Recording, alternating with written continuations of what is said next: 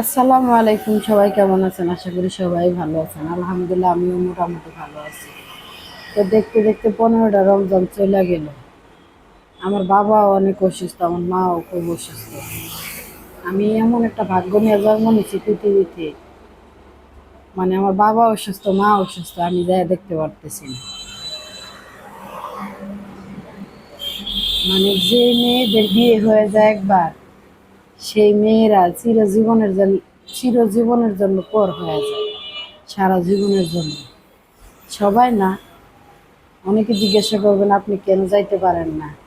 কারণ রোজার মাস, রমজান মাস, আমার স্বামী প্রতিটা রোজা রাখে, উনি বাহিরের খাবার খাইতে পারে না, এই কারণে আমি যেতে পারতেছি না। যদি অন্য অন্য দিন হইতো তাহলে আমি অনেক আগে চলে যেতাম আমার আব্বা আম্মারে দেখার জন্য। তো সবাই রমজানের দিন বলতেছি আমার আব্বা আম্মার জন্য সবাই একটু দোয়া করবেন মন থেকে, যেন আমার আব্বা আম্মা সুস্থ হয়ে যায় তাড়াতাড়ি।